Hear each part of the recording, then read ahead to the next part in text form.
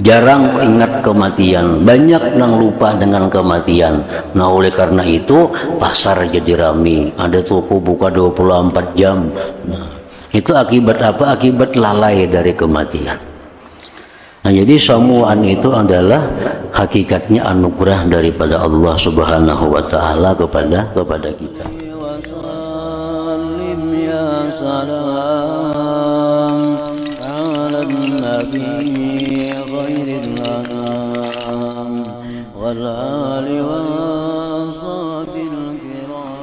Bismillahirrahmanirrahim.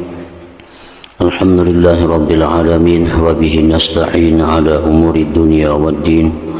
Wassalatu wassalamu ala asyrafil anbiya'i wal mursalin sayyidina Muhammadin wa ala alihi wa sahbihi ajma'in.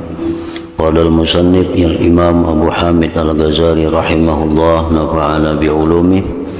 Al-athar qala Mutarrif ibnu Abdillah, law alimtu mata ajali la khashitu ala zahabi aqli, walakin Allah ta'ala manna ala ibadihi bil ghaflah anil maut, walau la ghaflatu ma tahanna'u bi'aish wala qamat bainahumul aswaq. Wa qala al-Hasan as-sahwu wal amal ni'matani 'azimatani ala bani Adam, walaulahuma ma mashal muslimun bit turuq. Wa qala Thawri balagani anna al-insana khuliqa ahmaqa walaula dhalik lam yahnahu al-aish.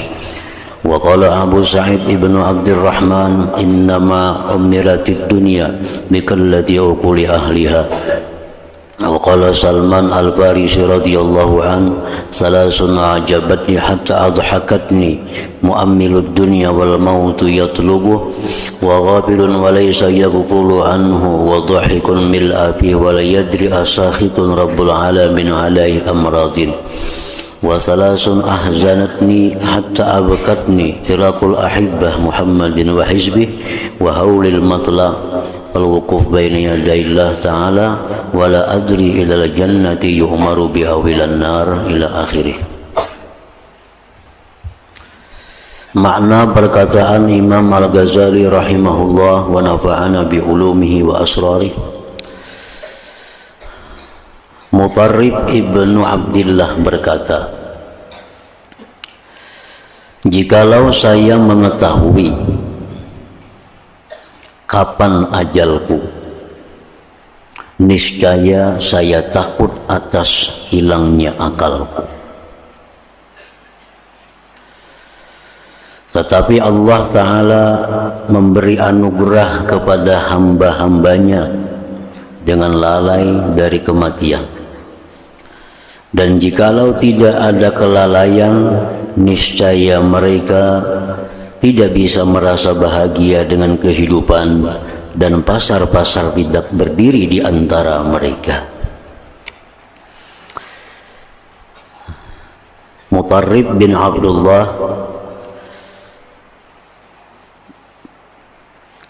mengatakan dengan demikian, yang pertama, jikalau aku mengetahui mati tanggal sekian hari ini, hari apa, bulan berapa, tahun berapa, andai kata mengetahui itu, niscaya sebelum mati sudah hilang akalku, sudah hilang akalku.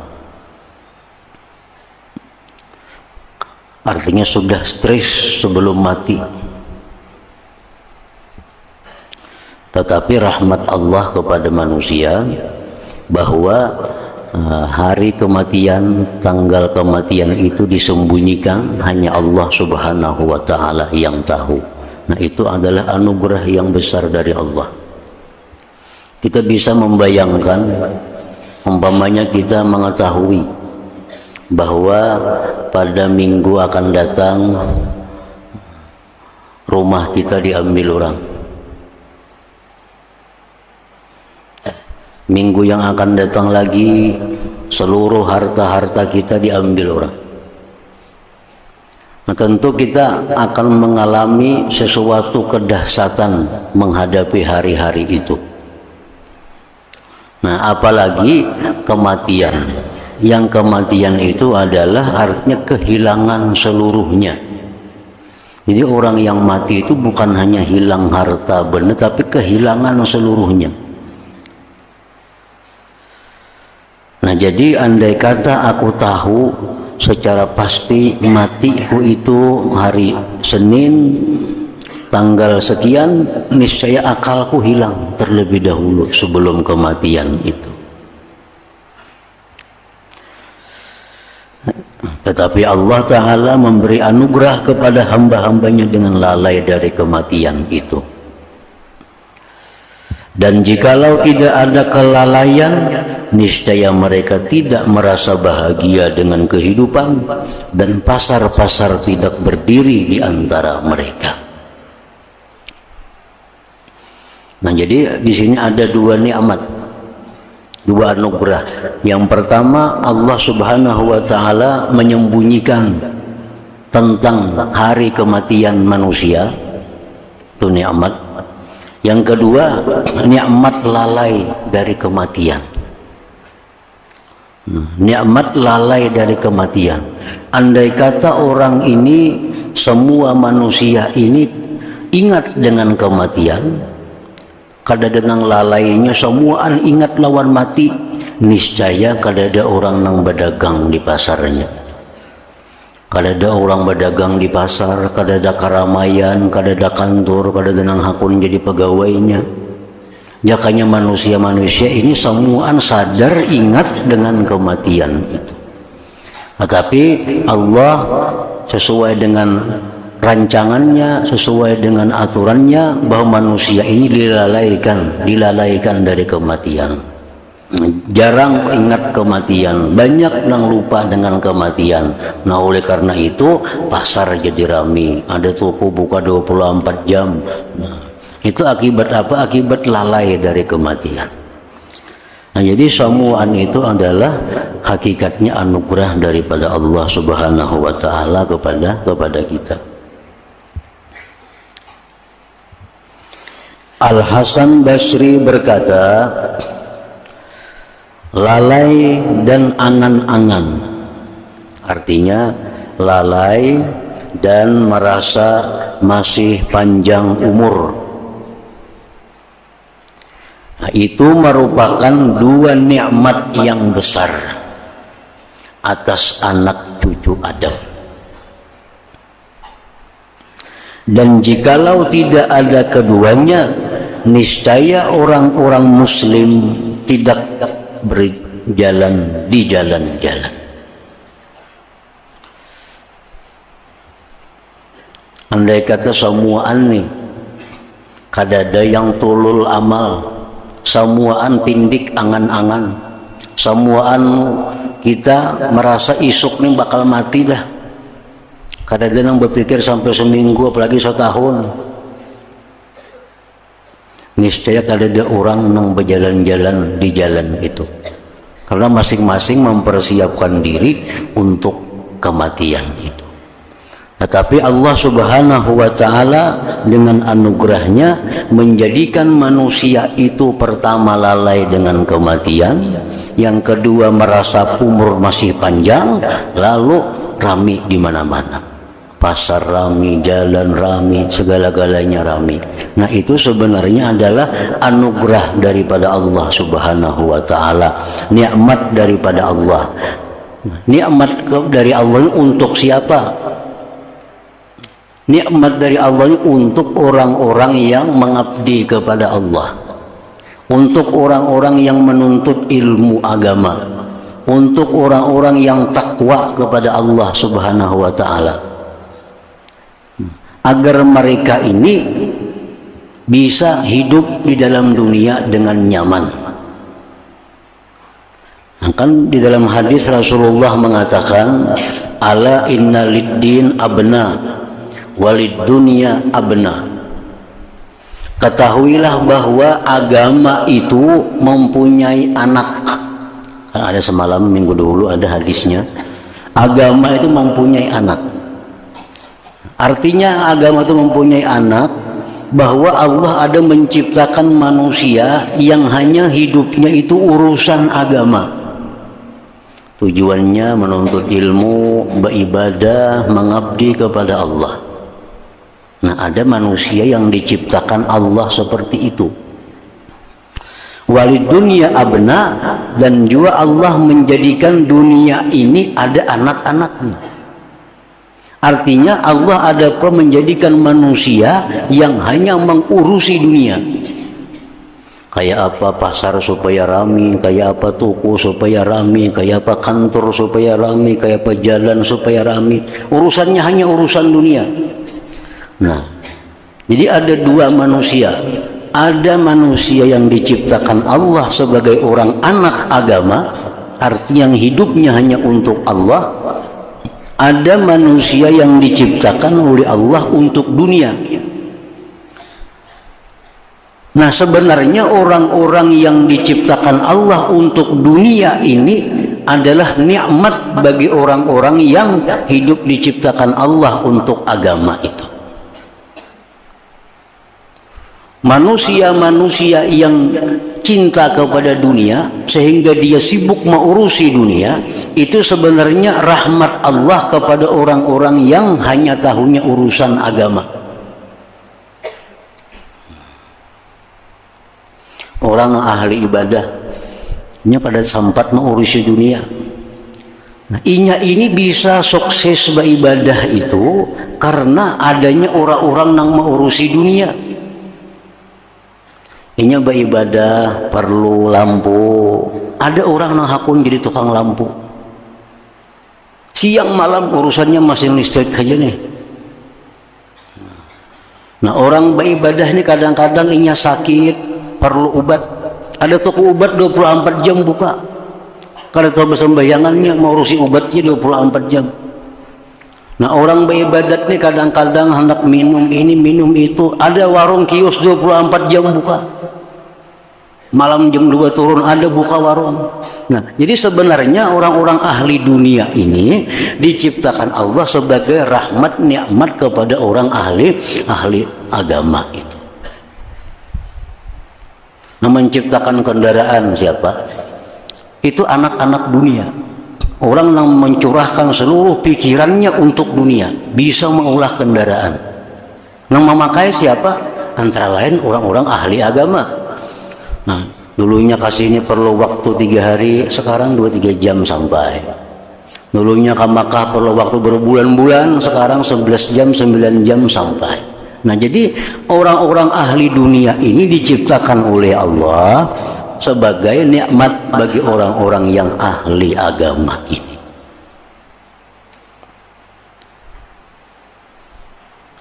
Nah, jadi ujar Nabi, Allah Ta'ala itu ada menciptakan orang-orang yang hanya perhatiannya kepada Allah, kepada agama. Ada orang-orang yang perhatiannya, pikirannya hanya untuk urusan dunia. Nah, lalu Nabi kita menyambung, jar Nabi kita, fakunu min abnaiddin. Jadilah engkau orang-orang yang anak agama. Jadilah engkau orang-orang yang anak agama. Ini manusia ada 2 kelompok, ada anak dunia, ada anak agama. Nah, jadi kita hendaknya jadi orang yang anak agama itu. Anak agama adalah orang-orang yang menikmati jerih payah orang-orang yang ahli dunia.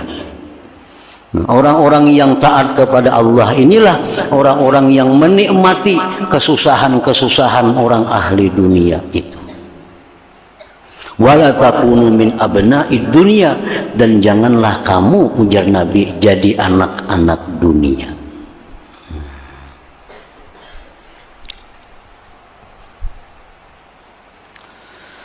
Nah, jadi ujar Imam Hasan Basri tadi, lalai daripada kematian, merasa panjang lagi umur, itu 2 nikmat yang besar bagi anak cucu Adam. Anak cucu Adam yang mana? Anak cucu Adam yang taat kepada Allah, yang takwa kepada Allah Subhanahu wa ta'ala. Dan jikalau tidak ada keduanya, niscaya orang-orang muslim tidak berjalan di jalan-jalan. Kenapa kita kaum memakai baju nih? Karena ada yang hakun tukang jahit baju. Hakunnya mulai bisukan sampai malam, baju aja diurusnya, memotong baju, menjahit baju. Nang memakai siapa? Kita nang memakai. Jakanya kita maulah seorang, berapa waktu nang kita terbuang, berapa juz Quran nang kada baca gara-gara mengurusi baju itu. Nah, ada orang nang hakun jadi tukang jahit nih tuh. Mana hakun jadi tukang jahit lawan orang ahli beramal, hakun jadi orang ahli beramal karena tinggal menikmati jahitan tukang jahit itu. Nah, kita kadang-kadang diam di rumah nang nyaman untuk beribadah kepada Allah. Kalau ada orang nang hakun jadi tukang. Nah, tukang-tukang ini abna'i dunia. Pagi sampai sorenya mengurus bangunan aja, banyak nang ada bersembayangan tukang-tukang itu. Bulan puasa kada berpuasaan, asa tuntung bangunan kita nih. Nah, nang menikmati siapa kita? Kita beribadah nyaman, rumah tuntung, segalanya nyaman.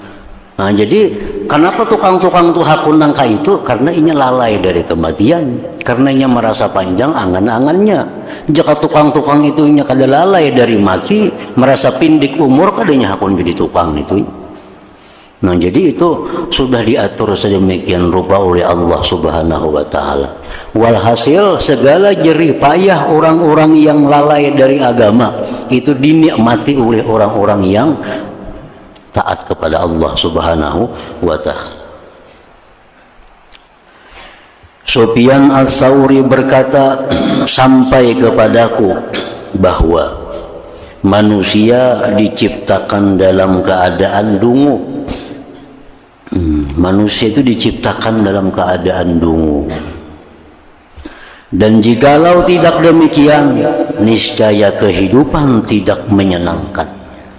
Jakanya kada ada orang yang dungu, hidup ini kada nyaman. Kenapa kita bisa nyaman hidup? Karena manusia itu banyak yang dungu.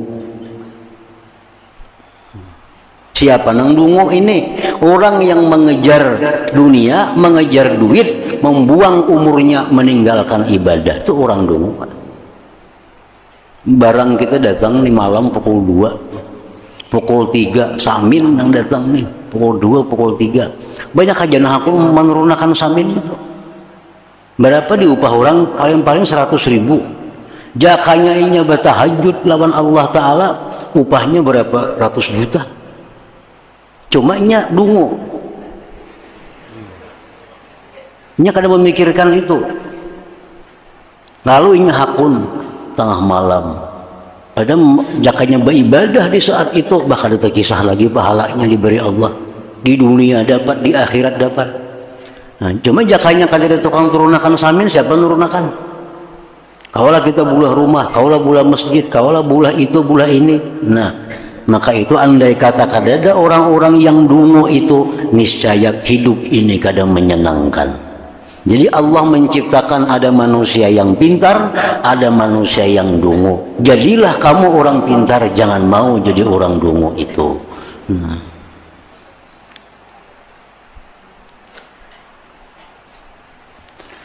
Abu Sa'id bin Abdurrahman berkata, hanya saja dunia ini diramaikan. Dunia ini diramaikan dengan sebab kurangnya akal penghuninya. Dunia ini ramai, dunia ini rame, dunia ini megah. Karena apa? Karena penghuninya itu banyak yang kurang akal. Dengan sebab kurangnya akal penghuninya.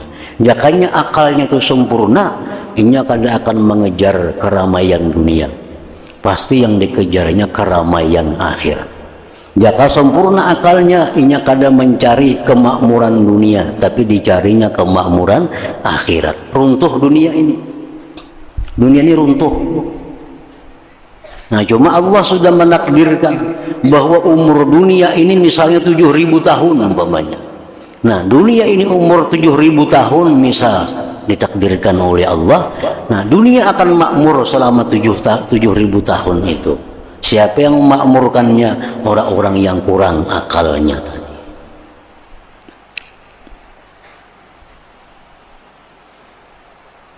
Salman Al-Farisi radhiyallahu anhu berkata, 3 orang yang mengherankanku. sehingga membuatku tertawa.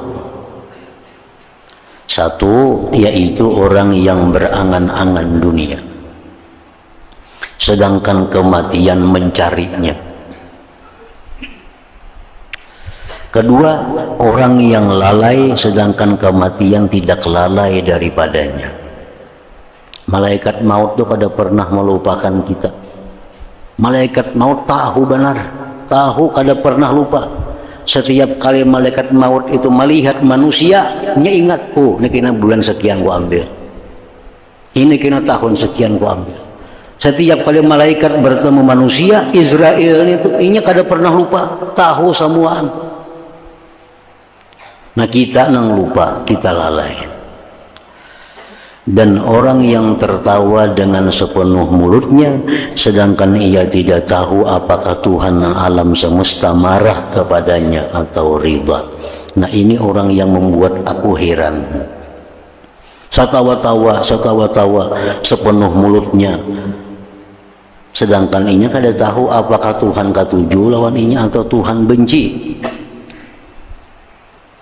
Dan tiga orang yang membuatku sedih sehingga menangiskanku, yaitu berpisah dengan para kekasih, yaitu Nabi Muhammad sallallahu alaihi wasallam dan golongan-golongan beliau.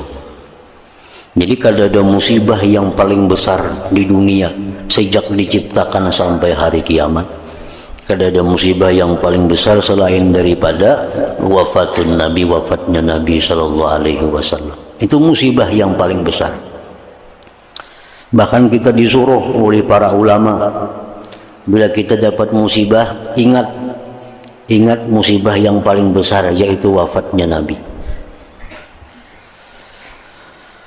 Yang kedua yang membuatku menangis, huru-hara matla, huru-hara padang mahsyar, huru-hara hari kiamat, di mana manusia sejak Adam sampai hari kiamat dikumpulkan di satu tempat yang disebut dengan Ardul Mahsyar, bumi mahsyar.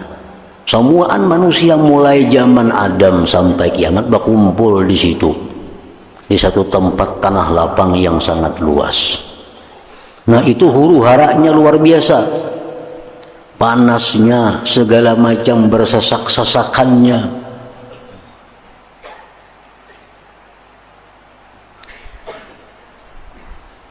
Mengetahui kayak apa huru-haranya padang mahsyar itu, mengetahui kayak apa huru-haranya,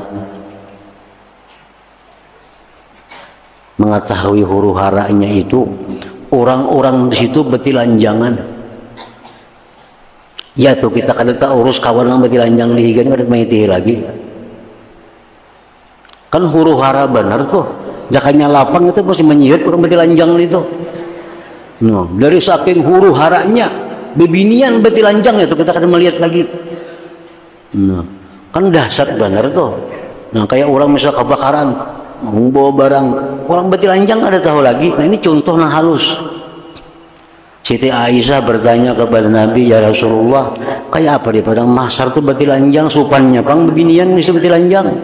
Kemudian Nabi kada tahu urus sikam lagi di situ, kada tahu urus lagi betilanjang itu, mau urus diriku ini selamat kada. Ini ada yang menjejak di belakang, ada yang menggipak di higa, macam-macam, bersasak-sasakan di padang mahsyar itu. Nah itu yang membuatku menangis. Yang ketiga yang membuatku menangis itu, dan berdiri di hadapan Allah Ta'ala dan aku tidak tahu apakah aku diperintahkan ke surga atau ke neraka. Nah, itu kada tahu lagi, kada tahu.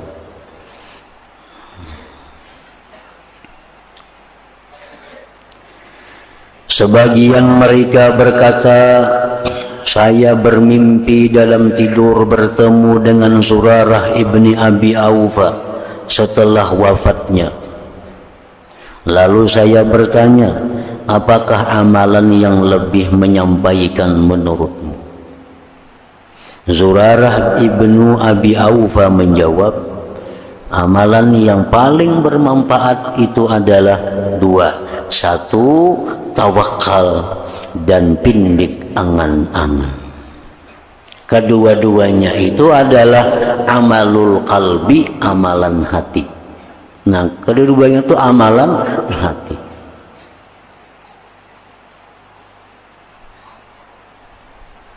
Jadi kada ada banyak sembahyang sunat, ada banyak membaca Quran, walaupun itu bermanfaat di sana, tapi ada lagi yang lebih bermanfaat dari itu. Tawakal dan pindik angan-angan.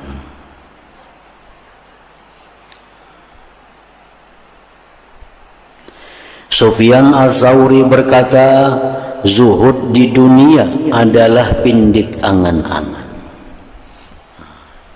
Hakikat zuhud itu, ujar Sufyan Az-Tsauri, pindik angan-angan. Kalau kita ini sudah merasa kada berumur lagi sampai subuh, itu zuhud. Kita nih jam berapa nih, jam sekian, jam 4:30, jam 5 umpamanya. Merasa kita kada berumur lagi sampai jam 5 bisukan gitu. Itu zuhud. Dan zuhud itu bukanlah dengan memakan makanan yang kasar. Zuhud itu bukan arti makan makanan yang kada nyaman, makan yang nyaman kada mau, yang kada nyaman aja dimakan. Itu bukan zuhud. Dan memakai pakaian abaa, memakai pakaian-pakaian yang hina, yang murah, yang kasar, itu bukan zuhud. Tapi zuhud itu hakikatnya adalah kada merasakan lagi umur ini panjang. Al-Mufaddal Ibnu Fadalah memohon kepada Tuhannya agar dihilangkan angan-angan daripadanya, maka hilang daripadanya nafsu syahwat makanan dan minuman. Kemudian ia berdoa kepada Tuhannya, lalu angan-angan dikembalikan kepadanya, maka ia kembali kepada makanan dan minuman. Artinya orang yang sudah pindik angan-angan itu, ini sudah kada berpikir lagi makan apa, minum apa, karena ia sudah membayangkan bahwa hidupku tinggal menghitung jam, menghitung menit.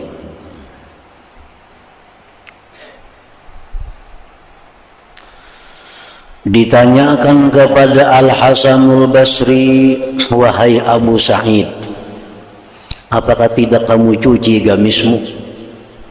Gamis pian itu pinarigat sudah ditapas bang. Al-Hasan Basri menjawab, perkara itu lebih segera daripada yang demikian itu. Artinya maksudnya aku tapas, amun sampat lagi aku memakai. Ini menunjukkan bahwa pindiknya angan-angan beliau itu. Sampai menapas baju aja memperkirakan menunggu tapas bisa sampat lagi memakai, menunggu karingnya segala macamnya.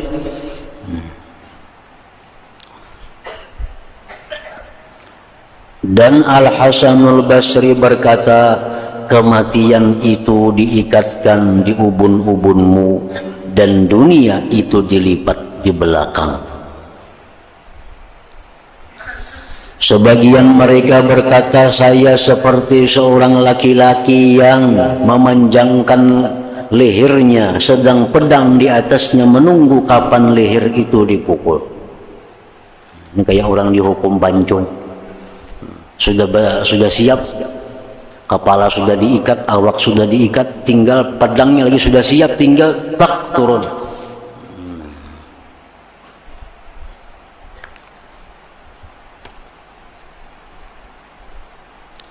Jadi kita lihat dalam perkataan-perkataan para ulama, para aulia ini bahwa yatulul amal itu bermacam-macam, pindik angan-angan pun bermacam-macam. Ada daripada mereka itu yang sangat pindik angan-angan macam Rasulullah tadi.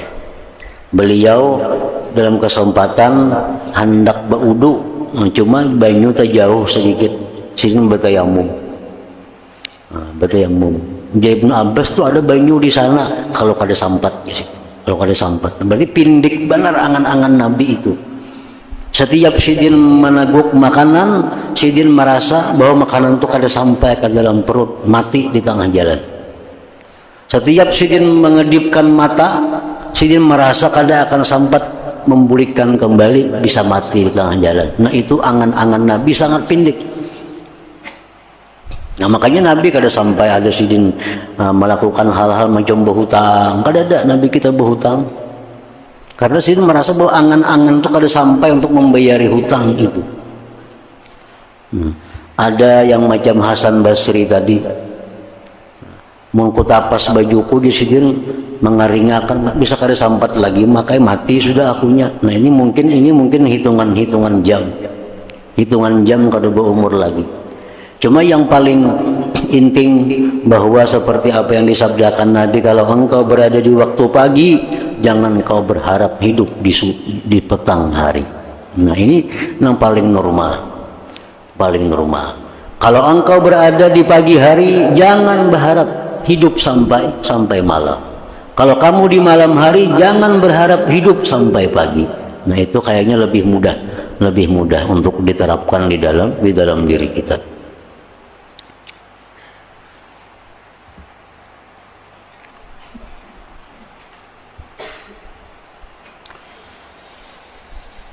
Daud At-Ta'i berkata, jikalau saya berangan-angan bahwa saya akan hidup 1 bulan, kalau sebulan itu sudah panjang angan-angan. Orang yang merasa hidupnya sampai ke bulan, kena bulan, ini bulan apa nih, Oktober, sampai ke November merasa masih hidup, itu sudah panjang angan-angan. Seperti yang disabdakan Nabi, Usamah yang nukar budak berhutang sebulan. Wajah Nabi, ala inna Usamah, bahwasanya Usamah panjang angan-angannya. Nah, jadi kalau kita sudah merasa hidup itu sampai sebulan, itu sudah keluputan kita fadilat daripada kisarul amal, pindik angan-angan. Kita digolongkan orang yang sudah merasa panjang umur, merasa lawas lagi hidupnya. Jikalau saya berangan-angan bahwa saya akan hidup 1 bulan, niscaya kamu melihat saya mendatangi perkara yang besar. Dan bagaimana saya berangan-angan demikian, sedangkan saya melihat perkara yang terjadi secara tiba-tiba mendatangi para makhluk pada waktu-waktu malam dan siang.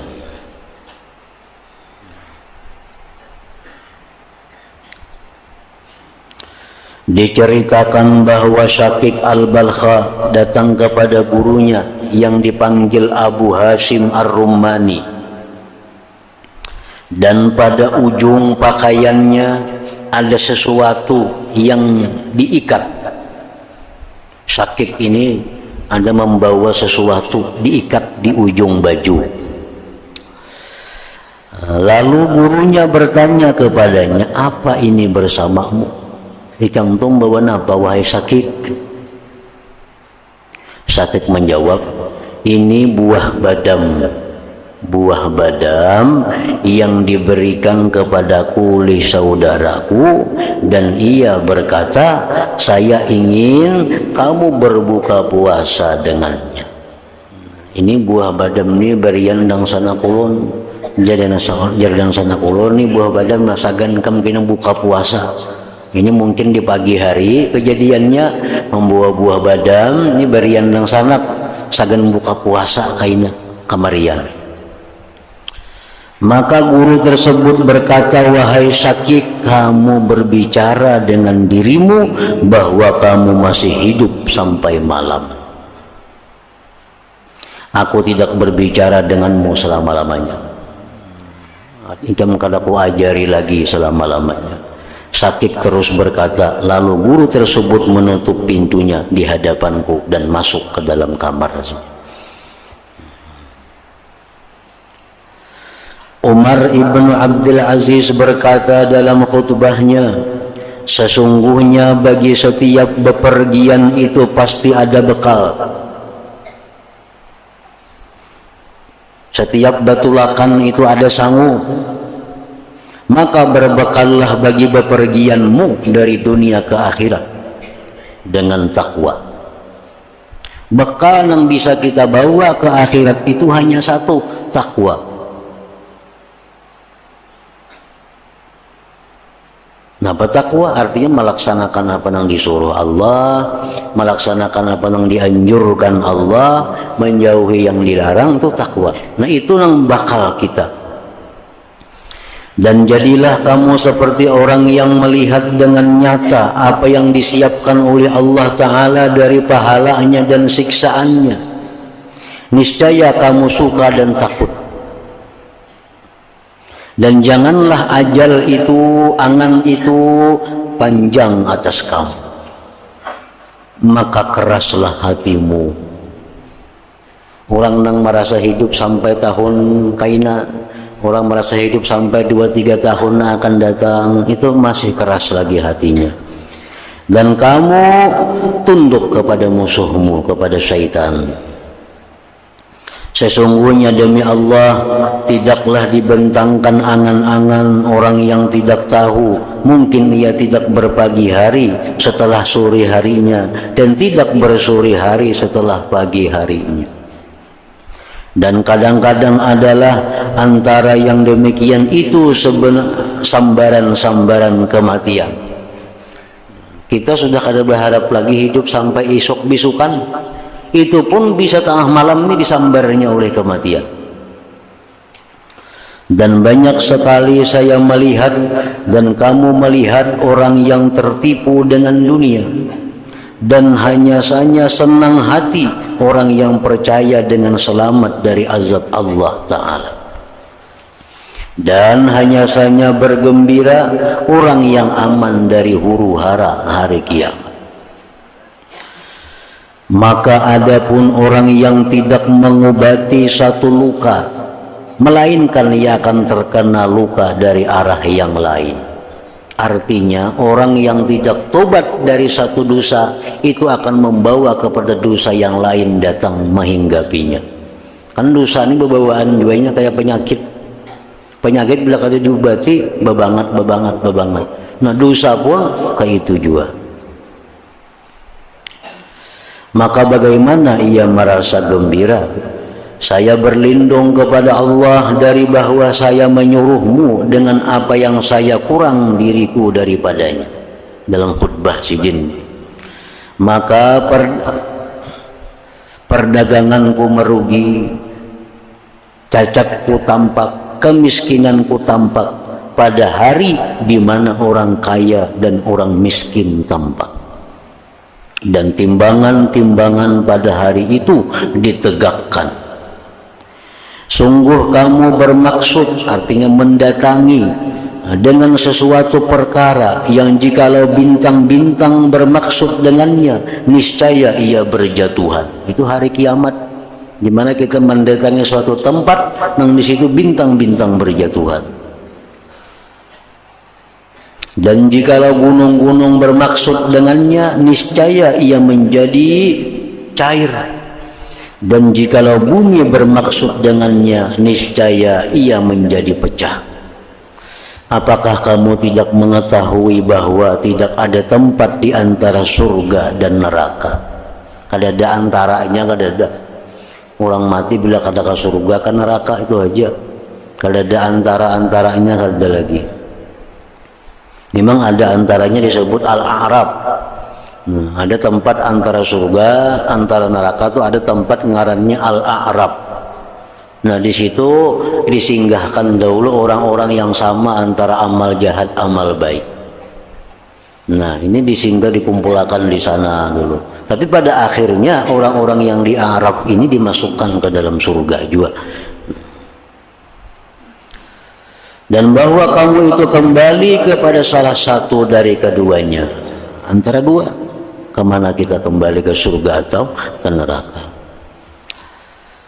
Seorang laki-laki menulis surat kepada saudaranya, adapun sesudah itu maka sesungguhnya dunia adalah mimpi dan akhirat adalah jaga, tidak tidur, dan pertengahan antara keduanya adalah kematian. Dan kita berada dalam impian yang kacau. Wassalam.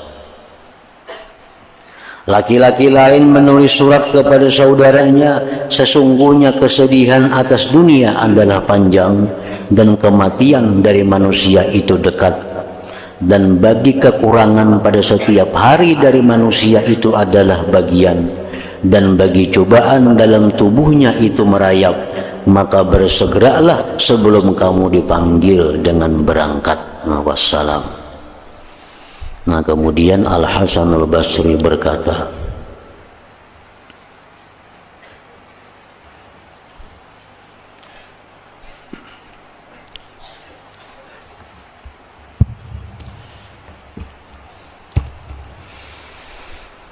dalam zikri fa'alam annahu la ilaha illallah Muhammadur Rasulullah, la ilaha illallah Muhammadur Rasulullah, la ilaha illallah Muhammadur Rasulullah, la ilaha illallah, la ilaha illallah, la ilaha illallah, la ilaha illallah, la ilaha illallah, Allah Allah Allah Allah Allah Allah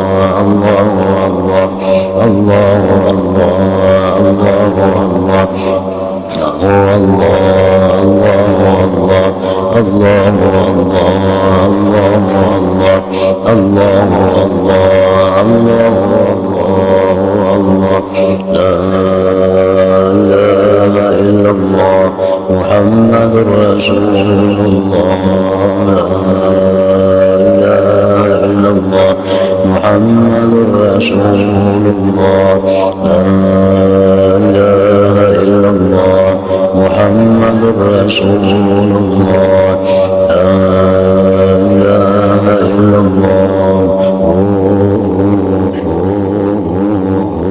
Al-Fatihah. إياك نعبد وإياك نستعين